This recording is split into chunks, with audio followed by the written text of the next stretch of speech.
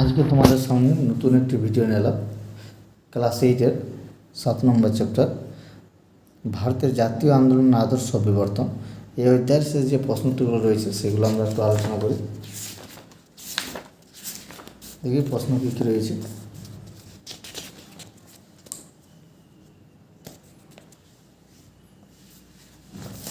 আমাদের প্রথম প্রশ্ন রয়েছে যে 1 নম্বর, নিচের বিবৃতিগুলির সঙ্গে তার নিচের কোন ব্যাখ্যাটি সবচেয়ে মানসিক খুঁজে নাও। ক নম্বরে বিবৃতি, গান্ধী পাশ্চাত্য আদর্শের বিরোধী ছিলেন। তাহলে গান্ধী রক্ষণশীল মানুষ ছিলেন। গান্ধী মনে করতেন পাশ্চাত্য আদর্শ ভারতের প্রকৃত স্বরাজ অর্জনের পথে বাধা। গান্ধী চাইতেন ভারতের সমস্ত মানুষ সরল জীবনযাপন করুক। তাহলে ব্যাখ্যা 2, গান্ধী মনে করতেন পাশ্চাত্য আদর্শ ভারতের প্রকৃত স্বরাজ অর্জনের পথে বাধা। তারপরে খ নম্বর বিবৃতি, 1919 খ্রিস্টাব্দে রালাট আইন তৈরি করা হয়েছিল এখন ভারতীয় রাজনীতিতে গান্ধীর প্রভাব কমানোর জন্য, ব্রিটিশ বিরোধী ক্ষোভ ও বিপ্লবী আন্দোলনকে দমন করার জন্য, ভারতীয়দের সাংবিধানিক সুযোগ সুবিধা দেওয়ার জন্য। তাহলে উত্তর হবে 2টা। তারপরে গ নম্বর, গান্ধী খিলাফত আন্দোলনকে সমর্থন করেছিলেন। ব্যাখ্যা 1, ভারতের জাতীয় আন্দোলনে মুসলমানদের সমর্থন ও সহযোগিতা আদায় করার জন্য। ব্যাখ্যা 2, তুরস্কের সুলতানের প্রতি সহানুভূতি দেখানোর জন্য। আর ব্যাখ্যা 3 হচ্ছে মুসলমান সমাজের উন্নতির দাবি জোরদার করার জন্য। তাহলে উত্তর হবে 1 নম্বর, ভারতীয় জাতীয় আন্দোলনে মুসলমানদের সমর্থন ও সহযোগিতা আদায় করার জন্য। তারপর রয়েছে খ নম্বর বিবৃতি, ভারতীয়রা সাইমন কমিশন বর্জন করেছিল। তাহলে ব্যাখ্যা 1, ভারতীয়রা স্যার জন সাইমনকে পছন্দ করতেন না। স্যার জন সাইমন ছিলেন ভারতীয়দের বিরোধী। সাইমন কমিশনের কোনো ভারতীয় প্রতিনিধি ছিলেন না। তাহলে উত্তর হবে 3টা, সাইমন কমিশনের কোনো ভারতীয় প্রতিনিধি ছিলেন না। সুভাষচন্দ্র বসু আজাদ হিন্দ ফৌজের দায়িত্বভার নেন। ব্যাখ্যা 1, রাসবিহারী বসুর অনুরোধ রক্ষা করার জন্য। 2 নম্বর হচ্ছে আজাদ হিন্দ বাহিনীর সাহায্যে ব্রিটিশ অধিকৃত ভারতীয় ভূখণ্ড আক্রমণ চালানোর জন্য আর জাপান সরকারকে সাহায্য করার জন্য। তার উত্তর হবে 2টা, আজাদ হিন্দ বাহিনীর সাহায্যে ব্রিটিশ অধিকৃত ভারতীয় ভূখণ্ডে আক্রমণ চালানোর জন্য। এর মেলাও আছে। ক স্তম্ভে রয়েছে বিহারের চম্পারণ স্বরাজ্য দল, বিনয় বাদল দীনেশ, ভগৎ সিং, পট্টবিশী তারা মেয়া। খ স্তম্ভে রয়েছে চিত্তরঞ্জন দাস, অলিন্দ জিত্য, লাহোর ষড়যন্ত্র মামলা, কৃষক আন্দোলন, হরিপুরা কংগ্রেস। তাহলে বিহারের চম্পারণের সাথে মিলেছে কৃষক আন্দোলনের, স্বরাজ্য দলের সাথে চিত্তরঞ্জন দাস, বিনয় বাদল দীনেশের সাথে অলিন্দ জিত্য, ভগৎ সিংয়ের সাথে লাহোর ষড়যন্ত্র মামলা, আর পট্টবিশী তারা মেয়ার সাথে হরিপুরা কংগ্রেস। তাহলে এই মিলগুলো করা হয়েছে এখানে। তারপর অতি সংক্ষেপিত দাও 30 থেকে 40 শব্দে। দক্ষিণ আফ্রিকার আন্দোলনে মহাত্মা গান্ধী রাজনৈতিক জীবনে কী প্রভাব ফেলেছিল। তাহলে এটা 115 নম্বর পেজে রয়েছে। তাহলে 115 নম্বর পেজে আমরা দেখে নিই।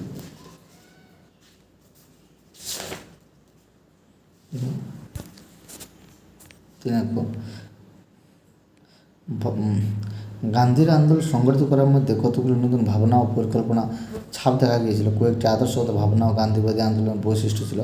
ভারতবর্ষে আন্দোলনের নেতৃত্বে দেওয়ার আগে দক্ষিণ আফ্রিকায় গান্ধী বর্ণ বৈষম্য বিরোধী একটি আন্দোলন চালিয়েছিলেন। সেই আন্দোলন থেকেই ধীরে ধীরে গান্ধীবাদী সত্যাগ্রহ ধারণা তৈরি হয়েছিল। দক্ষিণ আফ্রিকায় বিভিন্ন ধর্ম ভাষা অঞ্চলের মানুষের সঙ্গে নিয়ে লড়াই করেছিলেন গান্ধী। এরপর আমাদের প্রশ্ন রয়েছে, গান্ধীর সত্যাগ্রহ আদর্শের মূল ভাবনা কী ছিল। 116 নম্বর পেজে আছে। 116 নম্বর পেজে আমরা দেখুন। 3 খ, গান্ধীর সত্যাগ্রহ ও অহিংসা আদর্শ দুটি পরস্পরের সম্পর্কিত। এই দুটিকে একসঙ্গে অহিংসা সত্যাগ্রহ বলা হয়। গান্ধী মনে করতেন সত্যের খোঁজ করাই মানব জীবনের চূড়ান্ত লক্ষ্য। ফলে সত্যের প্রতি আগ্রহ বা সত্যের প্রতি নিষ্ঠা রাজনৈতিক আন্দোলনের চূড়ান্ত উদ্দেশ্য হওয়া উচিত। পাশাপাশি হিংস্র পথে রাজনৈতিক প্রতিরোধের পন্থাকেও গান্ধী সমালোচনা করেন।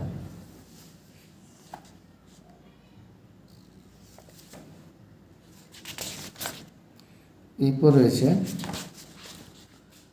স্বরাজ্যপন্থী আন্দোলনের মূল দাবিগুলি কী ছিল। 120 নম্বর পেজে।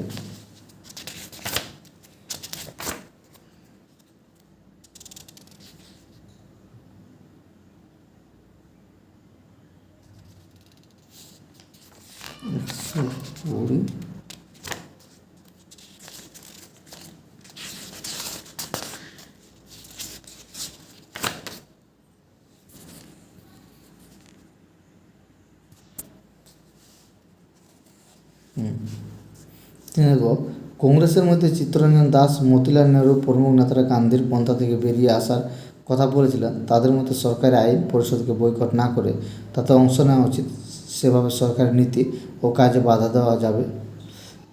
অন্যদিকে গান্ধীপন্থীরা পুরোনোর পর রাস্তাতে চলতে উৎসাহী ছিলেন। ফলে 1922 খ্রিস্টাব্দের শেষের দিকে চিত্তরঞ্জন দাস ও মতিলাল নেহরু মিলে কংগ্রেস খিলাফত স্বরাজ দল তৈরি করে। এই দলটি কংগ্রেসের মধ্যে একটি গোষ্ঠী হিসেবে কাজ করেন, কিন্তু আলাদা কর্মসূচি নিলে গান্ধীর পরামর্শ মতোই দুই গোষ্ঠীর কংগ্রেসের মধ্যে থেকে গিয়েছিল। চিত্তরঞ্জন দাস মারা যাওয়ার পর 1925 খ্রিস্টাব্দের গোষ্ঠীগুলি এক হয়ে যায়। তাহলে এটা মোটামুটি একটু সাজিয়ে লিখে নেবে। তারপরে হচ্ছে কাকে কেন সীমান্ত গান্ধী বলা হয় 121 পাতে। ভারতের উত্তর পশ্চিম প্রান্তে খান আব্দুল গফর খান নেতৃত্বে পাঠানরা আইন অমান্য আন্দোলনে সামিল হয়েছিলেন। তারা ছিলেন অহিংস গান্ধীবাদী সংগ্রামী। তাদের সংগঠনটির নাম ছিল খুদা ই খিদমতগার। লাল রঙের কুর্তা পরতেন বলে তাদের লাল কুর্তা বাহিনীও বলা হতো। গান্ধী অনুগামী হওয়ার সুবাদে আব্দুল গফর খান সীমান্ত গান্ধী নামে পরিচিত হন। পেশোয়ারে ব্রিটিশ সেনাবাহিনীর সিপাহীরা অহিংস আন্দোলনকারীর উপর গুলি চালাতে অস্বীকার করেন।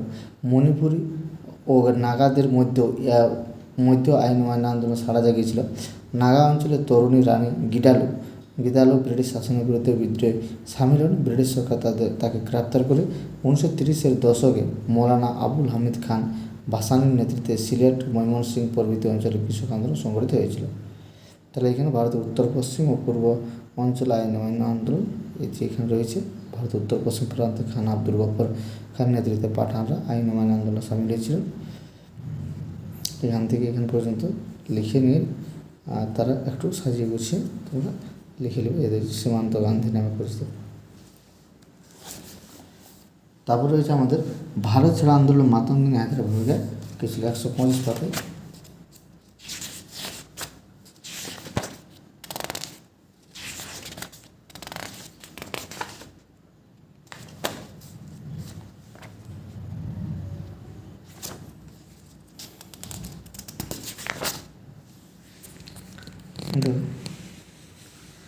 মেদিনীপুরের তমলুক মহকুমায় সতীশচন্দ্র সামন্ত নেতৃত্বে তাম্রলিপ্ত জাতীয় সরকার গঠিত হয় 1942 খ্রিস্টাব্দের 8ই সেপ্টেম্বর জয়নগর মিল মালিক খাদ্যশস্য পাচার করতে গেলে গ্রামবাসীদের সঙ্গে সংঘাত বাধে। তারপর থেকে তমলুক, মহিষাদল, নন্দীগ্রাম, ভগবানপুর প্রভৃতি অঞ্চলে যোগাযোগ ব্যবস্থা ভেঙে দেওয়া হয়। 29 সেপ্টেম্বর অনেক মানুষ মিছিল করে থানায় বিক্ষোভ দেখাতে গেলে পুলিশ গুলি চালায়। তমলুকের বৃদ্ধা বিদ্রোহিনী মাতঙ্গিনী হাজরা আন্দোলনের নেতৃত্ব দিয়ে পুলিশের গুলিতে মারা যান।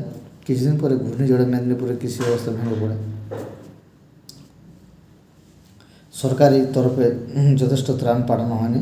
ফলে তাম্রলিপ্ত জাতীয় সরকারের উদ্যোগে দুর্গত মানুষদের সহায়তায় স্বেচ্ছাসেবকরা কাজ করে থাকেন। পাশাপাশি ধনী ব্যক্তির বাড়তি ধান গরিবদের মধ্যে বিলে দেওয়া হয়। 1944 খ্রিস্টাব্দের সেপ্টেম্বর মাসে তাম্রলিপ্ত জাতীয় সরকার টিকে ছিল। এটা 3-এর উত্তর ওগুলো একটু সাজিয়ে দেখার চেষ্টা করব। ঠিক আছে, এরপর আমাদের 4 নম্বরের কয়ের প্রশ্ন হচ্ছে গান্ধী অহিংস সত্যাগ্রহের আদর্শটি ব্যাখ্যা করো। ওই আদর্শের সঙ্গে কংগ্রেসের প্রথম দিকের নরমপন্থীর আদর্শের একটি তুলনামূলক আলোচনা করে 115 থেকে 116 পৃষ্ঠা।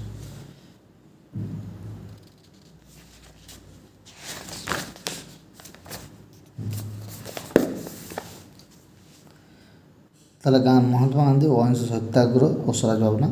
গান্ধীর আন্দোলন সংগঠিত করার মধ্যে কতগুলো নতুন ভাবনা ও পরিকল্পনার ছাপ দেখা গিয়েছিল। কয়েকটি আদর্শগত ভাবনাও গান্ধীবাদী আন্দোলনের বৈশিষ্ট্য ছিল। ভারতবর্ষের আন্দোলন নেতৃত্ব দেওয়ার আগে দক্ষিণ আফ্রিকায় গান্ধী বর্ণ বৈষম্য বিরোধী একটি আন্দোলন চালিয়েছিলেন। সেই আন্দোলন থেকে ধীরে ধীরে গান্ধীবাদী সত্যাগ্রহের ধারণা তৈরি হয়েছিল। দক্ষিণ আফ্রিকায় বিভিন্ন ধর্ম ভাষা অঞ্চলের মানুষকে সঙ্গে লড়াই করেছিলেন গান্ধী। সেই আন্দোলন প্রচার পাওয়ার ফলে গান্ধী বিখ্যাত হয়ে পড়েছিলেন। সেই সময় ভারতের বিভিন্ন রাজনৈতিক নেতারা মূলত একটি অঞ্চলের নেতা ছিলেন, কিন্তু দক্ষিণ আফ্রিকার আন্দোলন সুবাদে গোড়া থেকে গান্ধীর কোনো বিশেষ আঞ্চলিক ভাবমূর্তি তৈরি হয়নি। গান্ধীর সত্যাগ্রহ ও অহিংসার আদর্শ দুটি পরস্পর সম্পর্কিত। এই দুটিকে একসঙ্গে অহিংসা সত্যাগ্রহ বলা হয়। গান্ধী মনে করতেন সত্যের খোঁজ করাই মানব জীবনের চূড়ান্ত লক্ষ্য।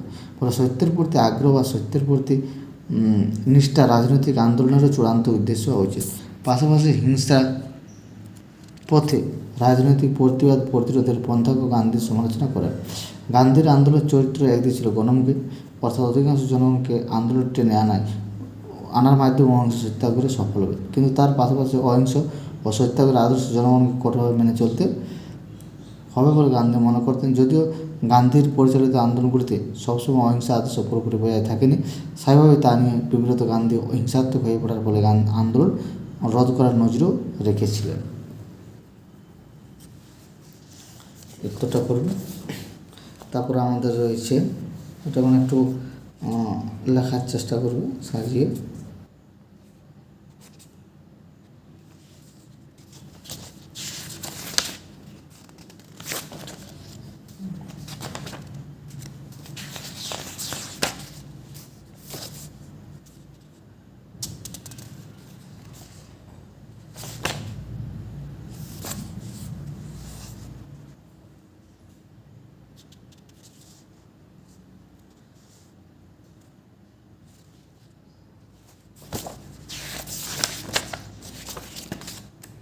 তারপরে আমাদের প্রশ্ন রয়েছে তোমার 4 নম্বরে খ। তারপরে 4 নম্বরটা একটু দেখে নেবে ভালোভাবে আর সেটা সাজিয়ে গুছিয়ে লেখার চেষ্টা করবে। পড়াটা পড়লে তোমরা আরও ভালো বুঝতে পারবে অন্যান্য বিষয়টা। কারণ গান্ধীর অহিংস সত্যাগ্রহ আদর্শটি ব্যাখ্যা করো, ওই আদর্শের সঙ্গে করছেন প্রথমে নরমপন্থীর আদর্শের একটি তুলনামূলক আলোচনা করো। তাহলে তো বিষয়টা একটু পড়ে নেবে, তারপরে ভালোভাবে তোমরা লিখবে। তাহলে অহিংস খ নম্বরে অহিংস অসহযোগ আন্দোলনের বৈশিষ্ট্যগুলি কী ছিল, ওই আন্দোলন রোধ করার বিষয়ে গান্ধীর সিদ্ধান্তের সঙ্গে কি তুমি একমত, তোমার বক্তব্যের পক্ষে যুক্তি দাও। তাহলে 119 থেকে 120 পৃষ্ঠায় আছে।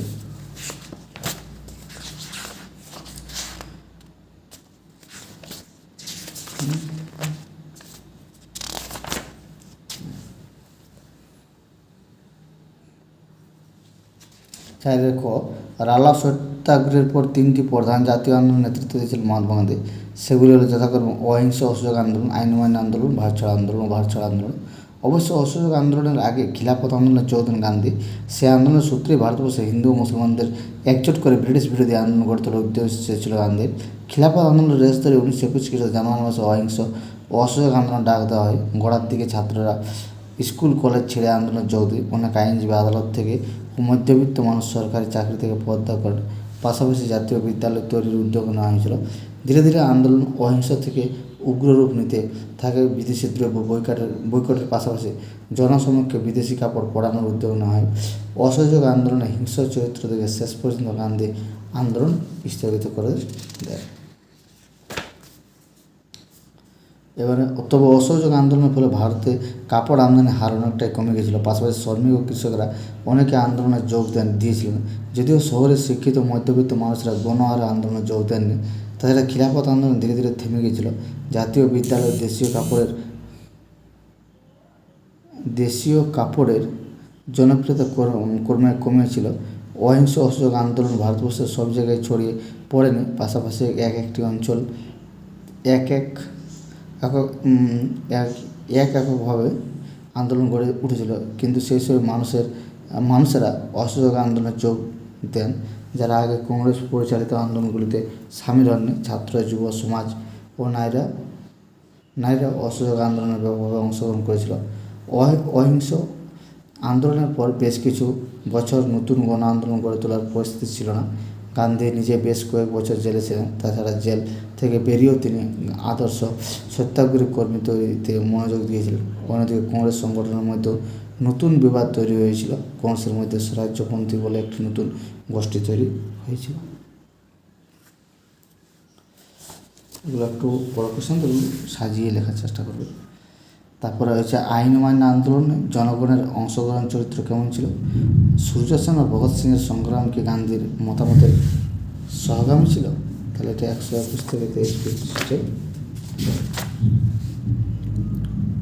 1930 গান্ধীকে সামনে রেখে আইন অমান্য আন্দোলনের ডাক দেওয়া হয়। 1930 খ্রিস্টাব্দের 6 এপ্রিল গুজরাটের ডান্ডিতে অভিযান করে লবণ আইন ভঙ্গ করে গান্ধী সমুদ্রের তটভূমি থেকে 1 মুঠো লবণ তুলে গান্ধী প্রতীকভাবে ভারতবর্ষে ঔপনিবেশ শাসককে অস্বীকার করেন। তারপর দ্রুতই দেশ জুড়ে আইন অমান্য আন্দোলন ছড়ে পড়ে। সাধারণ জনতা হরতাল ও বিক্ষোভে যোগ দিতে থাকে। সরকার কর দেওয়া বন্ধ করার পাশাপাশি বিদেশি দ্রব্য বয়কট করা শুরু হয়। কৃষকরা রাজস্ব দিতে অস্বীকার করায় তাদের জমি বাজেয়াপ্ত করে নেয় সরকার। ব্যাপক সংখ্যায় নারীরা আইন অমান্য আন্দোলনে যোগ দিয়েছিলেন।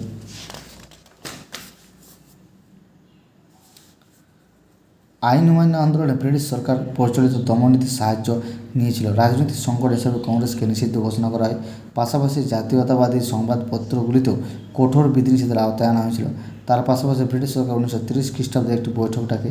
ওই বৈঠকের উদ্দেশ্য ছিল সাইমন কমিশনের রিপোর্ট নিয়ে আলোচনা করা। কংগ্রেস ওই বৈঠক বয়কট করে, ফলে দ্বিতীয়বার বৈঠকে উদ্যোগ নেওয়া হয়। কংগ্রেসের পক্ষ থেকে গান্ধীকেও ওই বৈঠকে উপস্থিত হওয়ার জন্য রাজি করায় ব্রিটিশ সরকার। তার পাশাপাশি লর্ড আরউইনের সঙ্গে গান্ধীর একটি চুক্তি হয়। 1932 খ্রিস্টাব্দের শুরু থেকে আবার আইন অমান্য আন্দোলন শুরু হয়। বিক্ষোভ মিছিলের পাশাপাশি বিদেশি কাপড় বর্জন করা, বহিরাজ্য কর না দেওয়ার উদ্যোগ নেওয়া হয়। 1932 থেকে 33 খ্রিস্টাব্দের মধ্যে লক্ষাধিক মানুষ আন্দোলনের জন্য জেলে যান। তবে দ্বিতীয় পর্যায়ের আইন অমান্য বিশেষ সফল হয়নি। 1934 সালের মে মাসে আইন অমান্য আন্দোলন নিঃশর্তভাবে তুলে নেওয়া হয়। অবশ্য অসহযোগ আন্দোলনের তুলনায় আইন অমান্য আন্দোলনে কয়েকটি নতুন বৈশিষ্ট্য দেখা গিয়েছিল।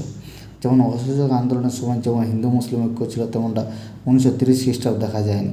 পাশাপাশি শহরে শিক্ষিত মধ্যবিত্ত মানুষের যোগদান আইন অমান্য আন্দোলনে কম ছিল। একইভাবে 1930 খ্রিস্টাব্দের আন্দোলনে শ্রমিকরাও কম যোগ দিয়েছিল। তবে কৃষক ও ব্যবসায়ী বেশি সংখ্যায় যুক্ত হয়েছিলেন আইন অমান্য আন্দোলনে। তাদের রাজনৈতিক দল হিসাবেও কংগ্রেস ধীরে ধীরে সাংবিধানিক অধিকার পাওয়ার লড়াইয়ে বেশি উৎসাহী হয়ে পড়েছিল। সেদিক থেকে গান্ধী স্বরাজের আদর্শ থেকে আস্তে আস্তে সরে যাচ্ছিলেন জাতীয় কংগ্রেস। এটা হলো আমাদের 3-এর গটা করলাম। এবারে 4-এর গ, এবারে তারপরে 4-এর ঘ। জাতীয় রাজনীতি সুভাষচন্দ্র বসুর উত্থানের প্রেক্ষাপট বিশ্লেষণ করো। সুভাষচন্দ্রের রাজনৈতিক চিন্তার উপর কেন কোনো বিষয় ছাপ ফেলেছিল বলে তোমার মনে হয়? চিন্তার উপর কোন কোন বিষয় ছাপ ফেলেছিল বলে তোমার মনে হয়? জাতীয় রাজনীতিতে সুভাষচন্দ্র বসুর উত্থানের প্রেক্ষাপট বিশ্লেষণ করো। সুভাষচন্দ্রের রাজনৈতিক চিন্তার উপর কোন কোন বিষয় ছাপ ফেলেছিল বলে তোমার মনে হয়? 126 থেকে 27 পৃষ্ঠা দেখি।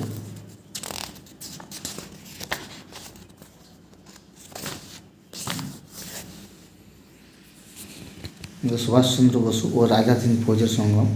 রাজনৈতিক জীবনের শুরু থেকে সুভাষচন্দ্র বসু সর্বদাই ছিলেন পূর্ণ স্বরাজের পক্ষে। তিনি মনে করতেন জাতীয়তাবাদ ছাড়া ভারতীয় সমাজের বিকাশ সম্ভব নয়। তার রাজনৈতিক আদর্শ গড়ে উঠেছিল বিভিন্ন আদর্শ সমন্বয়ে। তিনি একদিকে বিংশ শতকের জার্মান জাতীয়তাবাদী ভাবধারা সরি করতে চেয়েছেন, তেমনি সোভিয়েত রাশিয়ার অর্থনৈতিক সাম্যের আদর্শকেও কিছুটা গ্রহণ করতে চেয়েছিলেন। সুভাষচন্দ্র তার সঙ্গে স্বামী বিবেকানন্দের সাংগঠনিক ভাবনাচিন্তা সুভাষকে অনুপ্রাণিত করেছিল। সুভাষচন্দ্র যখন রাজনীতি যোগ দেন, তখন ভারতের সাধারণ জনগণ গান্ধীর নেতৃত্বে বিভিন্ন আন্দোলনে যোগ দিয়েছিল। উচ্চবর্গের আলাপ আলোচনার বাইরে সাধারণ মানুষেরও যে রাজনৈতিক ভূমিকা আছে তা ভারতীয় রাজনীতিতে প্রতিষ্ঠিত হচ্ছিল। সুভাষচন্দ্র গান্ধীর অহিংসার আদর্শে পুরোপুরি বিশ্বাসী না হলেও গান্ধীর নেতৃত্বে স্বীকার করে নেন। কিন্তু বিশ্বের দশকে ভারতবর্ষের রাজনীতিতে নতুন চাঞ্চল্য তৈরি হয়েছিল। সে সময় বাংলার নেতা দেশবন্ধু চিত্তরঞ্জন দাসের সঙ্গে সুভাষচন্দ্রের বেশ কিছু চিঠিপত্র বিনিময় হয়। সিভিল সার্ভিসে যোগদান না করে চিত্তরঞ্জনের নেতৃত্বে বাংলা রাজনীতিতে জড়িয়ে পড়েন সুভাষ। বাংলা কংগ্রেসের প্রচার বিভাগের সম্পাদক ও জাতীয় কংগ্রেসের অধ্যক্ষ নিযুক্ত হন। তিনি অসহযোগ আন্দোলনে সক্রিয় থাকার জন্য অবশ্যই তাকে জেলে যেতে হয়। একই জেলে থাকার সময় চিত্তরঞ্জন দাসের রাজনৈতিক ভাবনাচিন্তার সঙ্গে সুভাষচন্দ্র পরিচিত হন। তাই সুভাষচন্দ্রের ভাবনাচিন্তা ও কাজে চিত্তরঞ্জনের প্রভাব ছিল। চিত্তরঞ্জন ও মতিলাল নেহরুর স্বরাজ্য দলের সচিব ছিলেন সুভাষচন্দ্র। স্বরাজ্য দলের তরফে ফরওয়ার্ড পত্রিকার অন্যতম পরিচালক দায়িত্ব নেন সুভাষ।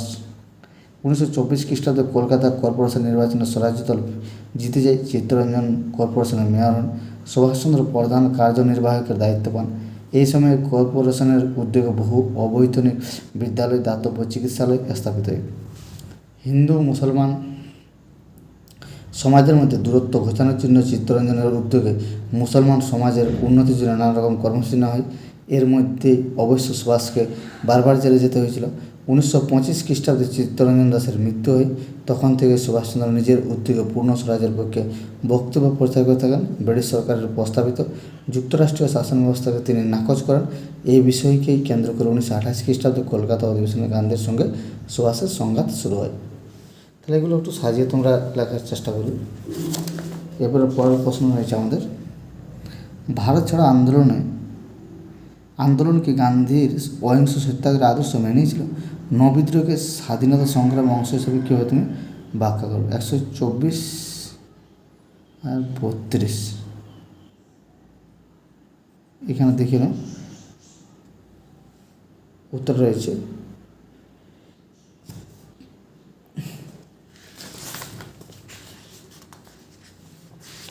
124।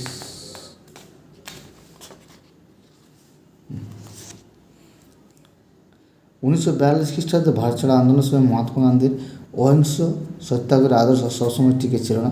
গান্ধী নিজেই করেন গিয়ে মরেঙ্গে ডাক দিয়ে আন্দোলনের মেজাজ বদলে দিয়েছিলেন। ব্রিটিশ শাসকের পরে তার বক্তব্য ছিল ব্রিটিশরা ভারত ছেড়ে চলে যায়, তারপরে যে পরিস্থিতি হোক তার দায়িত্ব গান্ধী নিজে নেবেন। পাশাপাশি ভারত জোড়া আন্দোলন নানা অংশে জনগণ সক্রিয়ভাবে অংশ নিয়েছিলেন। ওই বছরের 9 আগস্ট ব্রিটিশ সরকার আন্দোলনের প্রধান নেতাদের গ্রেপ্তার করে। সেদিন নেতৃত্ববিহীন সাধারণ মানুষ ভারতের নানা জায়গায় স্বতঃস্ফূর্তভাবে আন্দোলন চালিয়েছেন। বস্তুত নেতাহীন আন্দোলন যে অতদূর চলবে তা কংগ্রেস নেতৃত্ব ভাবতে পারেনি। ভারত ছাড়া আন্দোলন প্রথম দিকে মূলত শহরগুলিকে কেন্দ্র করে উঠেছিল। হরতাল ও বিক্ষোভ মিছিলের পাশাপাশি নানান জায়গায় জনগণের সঙ্গে পুলিশ ও সেনাবাহিনীর সংঘর্ষ হয়েছিল। শহরের ছাত্রছাত্রীরা এই পর্যায়ে আন্দোলনের সামনে সারিতে ছিল। আগস্ট মাসের মাঝামাঝি সময়ে শহর থেকে আন্দোলনের ভরকেন্দ্র গ্রামের দিকে সরে যেতে থাকে। ব্যাপক সংখ্যায় কৃষকরা আন্দোলনে যোগ দেন। বিভিন্ন অঞ্চলের যোগাযোগ ব্যবস্থা সম্পূর্ণ অচল করে দেয়। এমনকি কয়েকটি অঞ্চলে আন্দোলনকারী জাতীয় সরকার তৈরি করেছিলেন।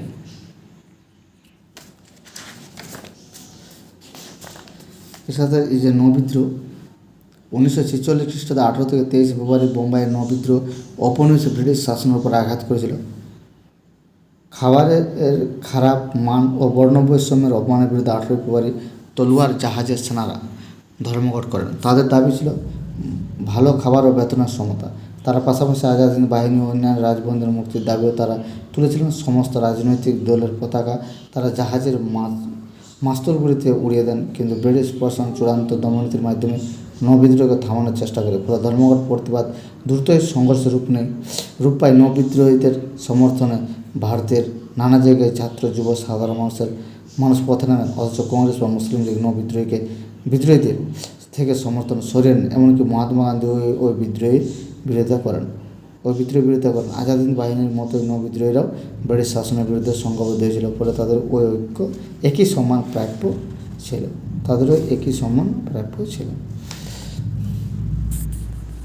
তাহলে এইগুলো আমরা করলাম 4 পর্যন্ত।